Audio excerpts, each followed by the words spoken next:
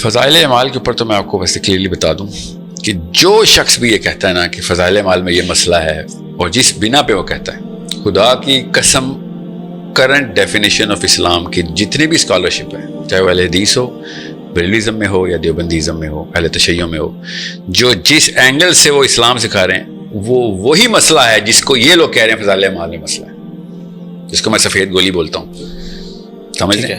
جس عوام کے لیے فضائل اعمال کو، فضائل کو کے ٹاپک کو عوام کو کے سامنے ٹریننگ مینول کے طور پہ زکریا صاحب نے یہ کوشش کی تھی.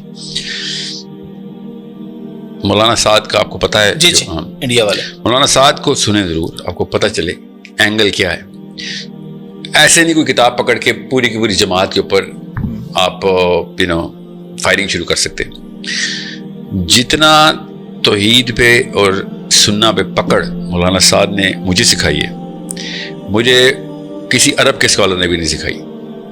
ٹھیک ہے، اس لیے اس طریقے سے بلیٹنٹلی کسی کو زیرو سے ملٹیپلائی نہیں کرتے ہوتے. مگر میں خدا کی قسم مانتا ہوں اس نقطے کو جس نقطے پہ فضائل اعمال پہ تنقید کی جا رہی ہے.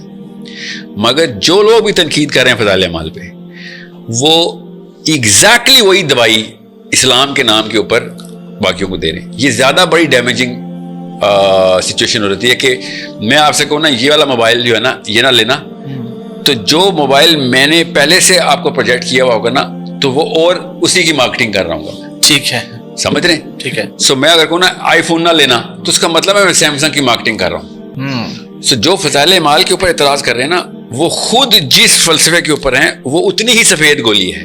ٹھیک ہے، سمجھ رہے ہیں؟ ٹھیک. وہ مسلمانوں کو خسیس کرنے کی بہت زبردست سازش پہلے سے کر رہے ہیں. جس لیول پہ انہوں نے کھینچا نا اصلی اسلام کا مطلب اور ایکٹیویزم کا مطلب، ٹھیک ہے، وہ اس لیے بات درست کی انہوں نے. یہ مجھے پیرایا اس لیے باندھنا پڑا ہے کہ بات درست کی انہوں نے. فضائل اعمال میں جو باتیں لکھی ہوئی ہیں وہ کیا کرتی ہیں، وہ نفسیات میں انسان کو کس اینگل کے اوپر ڈیمیج کر دیتی ہیں. تو بالکل صحیح بات ہے، تنقید بجا ہے، مگر یہ تنقید تو مطلب جس طریقے سے آپ لوگوں نے اسلام پہنچایا ہے، مسلمانوں کے جو حالات ہیں اس وقت، کیسے سیٹسفائی ہو کے بیٹھا ہوا ہے مسلمان. ٹھیک ہے، اور یہ جملہ بولنا کہ ہم تو اللہ اور اس کے رسول کے قرآن اور حدیث کے اوپر بات کریں گے کے اینگل سے بات کرتے ہیں، یہ فضائل المال تو قرآن حدیث سے ثابت نہیں، یہ آرگیومنٹ دیتے ہیں. تو میں آپ کو بھی بتاتا ہوں آج کل کا مسلمانوں کا فلسفہ کون سے قرآن اور حدیث سے یا کون سی سیرت سے ثابت ہے؟ ان حالات میں صحابہ یہ کر رہے ہوتے ہیں جو اس وقت مسلمان اسکالرشپ کر رہی ہے. یہ بتائیں امام مہدی نے آ کے سب سے پہلے کیا کرنا ہے؟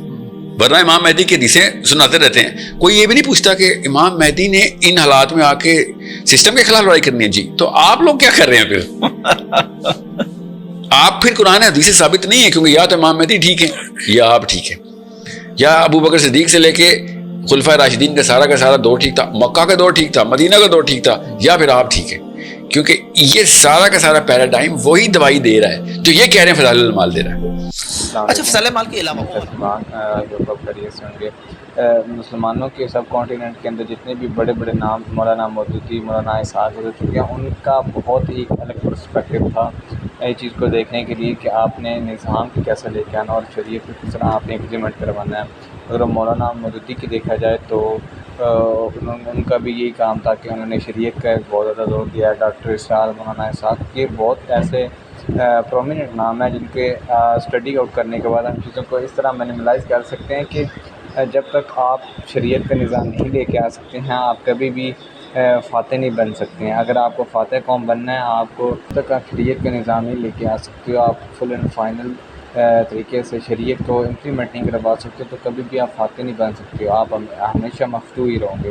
اس کی سب سے پرائم ایگزامپل آپ یہ لے سکتے ہیں کہ اگر مسلمان جتنی زیادہ سیلف پیوریفیکیشن کر لیں، اور وہ بھی ایک فیکٹر ہے، اس کو کوئی بھی ڈینائی نہیں کر سکتا کہ جب تک آپ کا سیلف پیوریفائی نہیں ہوگا آپ کبھی بھی دوسروں کو فائٹ آؤٹ نہیں کر سکتے اور کبھی بھی معاشرے کی برائیوں کو ختم نہیں کر سکتے. مگر آپ کے سیلف پیوریفیکیشن سے اسرائیل کو کچھ فرق نہیں پڑے گا. آپ کے سیلف پیوریفیکیشن سے پاکستان کی جتنی بھی اسٹیبلشمنٹ ہے اور جتنے بھی مافیا ہیں ان کو کسی کو بھی فرق نہیں پڑے گا. ہمیشہ فرق اسی بندے سے پڑتا ہے جس نے اسلام کا مسئلہ بنایا ہوتا ہے کہ تم میرے سامنے گناہ نہیں کر سکتے ہو، یا پھر تم میرے سامنے اسلام کے اسٹینڈرڈس کو کمپرومائز نہیں کر سکتے ہو.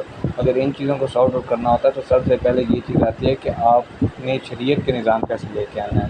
اور شریعت کے نظام کو لانے کے بعد آپ نے اس کے امپلیمنٹ کیسے کرنا ہے اور لوگوں کو کس طرح اس کی اویئرنیس پرووائڈ کرنی ہے. صرف اور صرف آپ سیلف ویریفیکیشن پہ رہیں گے اور سیلف انالیسس پہ رہیں گے, آپ امپلیمنٹیشن ایکشنز کی طرف نہیں لے کے جائیں گے, تو کبھی بھی بگر چینج نہیں آ سکتا. بگر چینج لانے کے لیے آپ کو ایسے سرکمسٹانسز اور ایسے ہارڈ سٹانس لینے پڑے گے جس کی وجہ سے بہت سے لوگ آپ کے خلاف ہو جائیں گے.